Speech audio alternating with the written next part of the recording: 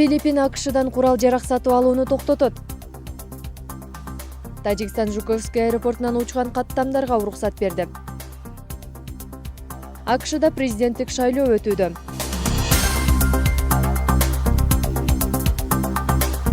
Филиппиндин президенти Родриго Дутерте АКШдан ок атуучу курал сатып алууну токтоторун кабарлады. Өлкө башчынын мындай кадамга баруусуна курал жарактардын кымбат баада сатылып жатканы себеп болгон.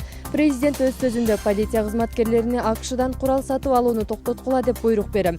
Андай винтовкаларды башка жактан алсак да болот. Бирок кымбат баада чыгарган АКШдан эмес деп ачыктады.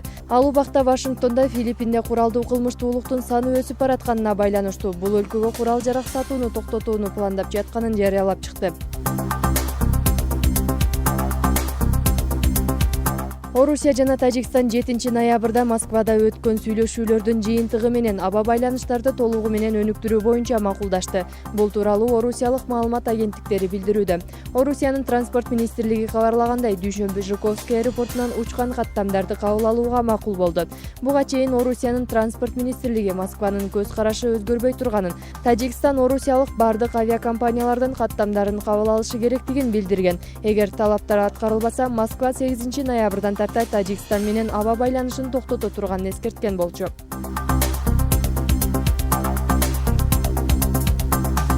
АКШда байкоочулар Латын Америкалык шайлоочулардын арасында мөөнөтүнөн мурда шайлоо болуп көрбөгөндөй көп адамдардын катышуусунда өтүп жатканын белгилешүүдө. Маалым болгондой, кеминде 43,2 миллион киши 7 ноябрда эле добуш берип коюшкан. Добуштар саналып бүткөн соң алдын ала добуш берген шайлоочулардын санынын 50 миллиондон ашаары күтүлүүдө. Бул америкалык шайлоочулардын 40% 8 ноябрдагы шайлоо күнүнө чейин эле добуш берип койгондуктарын түшүндүрөт. Мөөнөтүнөн мурда добуш берүүнүн рекорддук деңгээли 23 штатта жана Колумбия округунда катталды.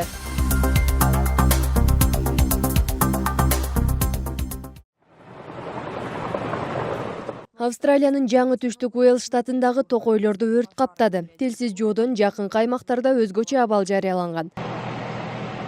Бул Хантер өрөөнүндөгү Сеснек шаарында жайгашкан токой. Аймакты кара түтүн каптаган. Мында өрттү өчүрүүгө тик учактар да тартылды.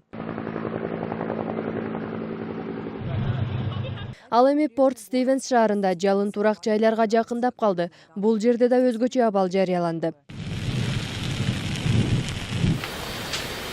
Андан сырткары Кемпси шаарынын аймагындагы тилсиз жоода калктуу конуштарга коркунуч жаратып жатат. Өрт өчүрүүчүлөр жалынды басаңдатуу үчүн болгон күч аракеттерди жасашууда. Жергиликтүү маалымат булактарында кабарлангандай, түштүк Уэльсте жалпысынан 17 өрт кырсыгы катталган.